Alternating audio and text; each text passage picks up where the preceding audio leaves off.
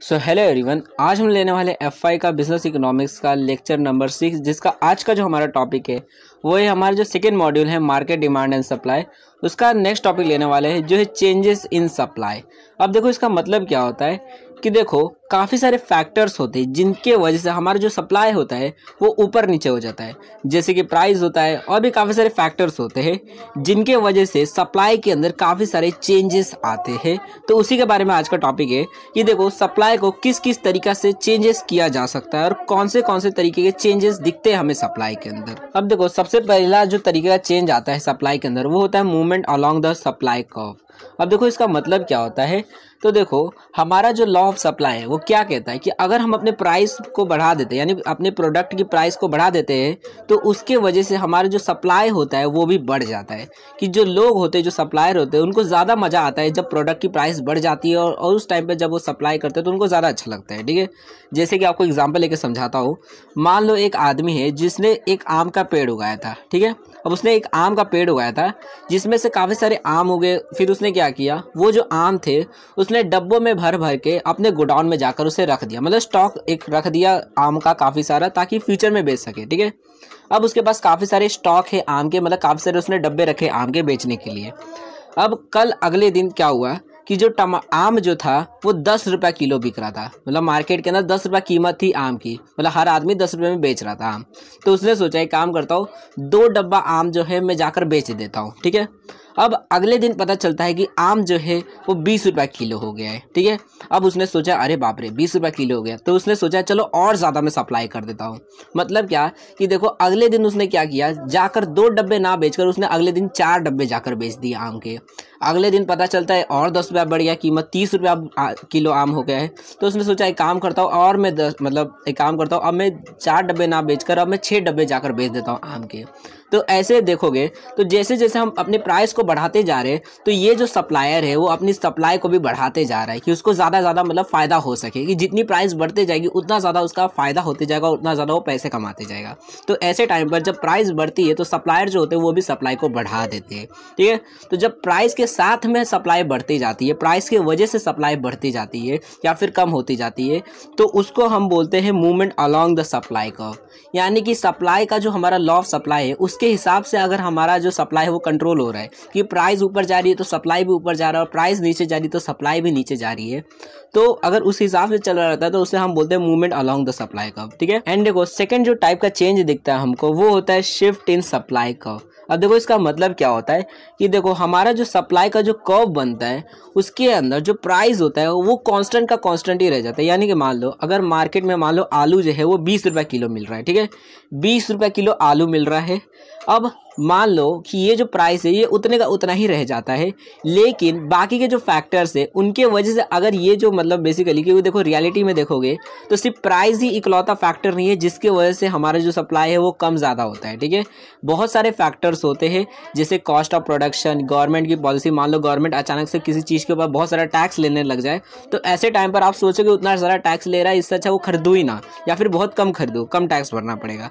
तो ऐसे टाइम पर क्या होता है कि सप्लाई जो चीज़ की है वो बहुत कम हो जाती है। ठीक है, या फिर बहुत ज़्यादा भी हो सकती है। कुछ और पॉलिसी अगर मान लो कि अगर गवर्नमेंट जो है आपको सब्सिडी देने लग जाए किसी चीज़ के ऊपर, तो आप ज़्यादा सामान खरीदने लग जाओगे। तो ऐसे काफ़ी सारे फैक्टर्स होते हैं जिसकी वजह से आपकी जो सप्लाई होती है वो कम ज़्यादा हो जाती है बिना प्राइस के चेंज हुए। तो इसे हम बोलते हैं शिफ्ट इन सप्लाई कर्व। यानी कि देखो प्राइस उतने का उतना ही रह जाता है, लेकिन हमारा जो बेसिकली जो सप्लाई का जो कर्व होता है वो अचानक से शिफ्ट हो जाता है। ठीक है, ना ऊपर जाता है ना नीचे जाता है, आगे चला जाता है। ठीक है, अब कैसे जाता है, जैसे एग्जांपल ले लेते हैं। मान लो मैं आलू बेचता हूँ। ठीक है, अब आलू मार्केट में जो है वो 20 रुपये किलो बिकता है, हर एक आदमी 20 रुपये में आलू बेचता है। अब ऐसे टाइम पे क्या है कि देखो अगर मान लो मैं 20 रुपये में आलू बेचता हूँ, मान लो मेरे को 10 रुपये किलो आलू मिलता है, मैं 20 रुपये बेच देता हूँ। ठीक है, अब ऐसे टाइम पे मैं काफ़ी अच्छी क्वांटिटी बेच देता हूँ, मान लो 10 गोनी लाता हूँ और 10 गोनी बेच देता हूँ, मतलब 10 गोनी सप्लाई करता हूँ मार्केट के अंदर मैं आलू। ठीक है, 20 रुपये किलो के हिसाब से। अब मतलब मान लो 20 रुपये किलो है, 20 रुपये प्राइस है आलू का, और मैं 10 गोनी सप्लाई करता हूँ। अब प्राइस मान लो उतने का उतना ही है, लेकिन जहाँ से मैं आलू खरीद के लेके आता हूँ, यानी कॉस्ट जो है आलू का वो अचानक से बढ़ जाता है कि मान लो 10 रुपये से हो गया वो 18 रुपये किलो आलू। ठीक है, अब 18 रुपये किलो अगर आलू हो जाता है तो बताओ क्या मैं अभी भी उतना ही 10 ही गोनी आलू खरीदूंगा। अब मान लो अब जैसे कोई ठेला वाला है जो अलग अलग सब्जी रखता है, ठीक है, अब उसको 18 रुपये में आलू मिलेगा, 2 रुपये ही खाली फायदा रहेगा, 20 रुपये में बेचना ही है, तो वो सोचेगा इससे अच्छा तो दूसरी सब्जी है उसके अंदर ज़्यादा फायदा है, तो वो सोचेगा ज़्यादा आलू नहीं लेता हूँ, थोड़ा बहुत ही आलू ले लेता हूँ, खाली काम चलाओ भर कि एक मतलब 4-5 किलो ले लेता हूँ, इतना ही बेचता हूँ खाली।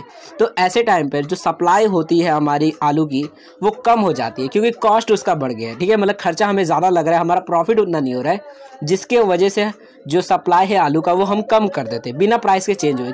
क्योंकि देखो मार्केट में अभी भी आलू 20 रुपये में मिल रहा है, ठीक है, 20 रुपये में लोग बेच रहे हैं, लेकिन हमारा कॉस्ट ज़्यादा लग रहा है, हमें खर्चा ज़्यादा लग रहा है, जिसके वजह से हम उसका सप्लाई जो है वो कम कर दे रहे हैं, क्योंकि हमको उतना प्रॉफिट नहीं दिख रहा है, ठीक है।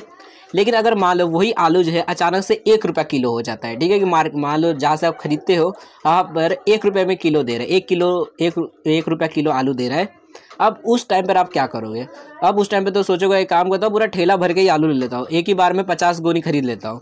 तो ऐसे टाइम पर आप ज़्यादा सप्लाई करोगे कि मतलब 1 रुपये में मान लो 1 किलो मिल रहा है आलू, तो आप मार्केट में अगर 20 रुपये किलो बेचते हो तो आपको 19 रुपया फ़ायदा रहेगा, यानी फ़ायदा ही फ़ायदा आपका है। तो ऐसे टाइम पर आप क्या करोगे? बहुत ज़्यादा आलू खरीद लोगे और बेचने लगोगे, यानी पूरा ठेला भर के ही आप आलू बेचोगे, यानी सप्लाई आप ज़्यादा करोगे। तो जब आपकी कॉस्ट जो है, कॉस्ट ऑफ प्रोडक्शन जब वो कम हो जाती है, यानी आपको कम पैसे भरने पड़ते हैं और आपका प्रॉफिट ज़्यादा रहता है, तो ऐसे टाइम पे बिना प्राइस के चेंज हुए, यानी पहले भी जितनी प्राइस थी उतनी ही है, लेकिन क्योंकि आपका कॉस्ट ऑफ प्रोडक्शन कम लग रहा है जिसकी वजह से आप सप्लाई ज़्यादा कर रहे हो।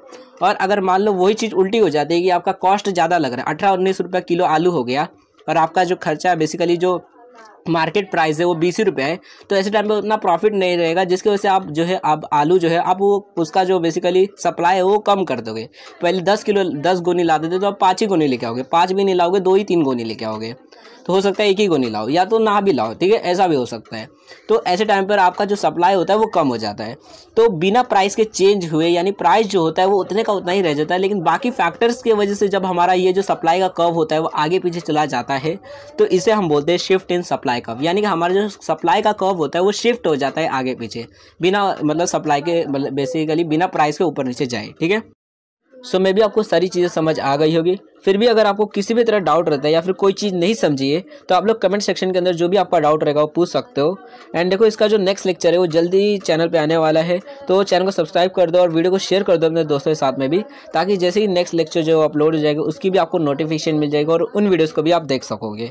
एंड देखो अगर वीडियो को लेट देख रहे हो तब का टेंशन, देखो यहाँ पर प्लेलिस्ट आ गई होगी, यहाँ से जाकर आप देख सकते हो इसकी नेक्स्ट वीडियो अगर लेट देख रहे होंगे तो। एंड हमारे चैनल पर फाउंडेशन कोर्स और बिजनेस कम्युनिकेशन की भी प्लेलिस्ट अवेलेबल है, तो आप चाहो तो वो भी चेकआउट कर सकते हो। So thanks for watching my video, हमने नेक्स्ट वीडियो में मिलेंगे।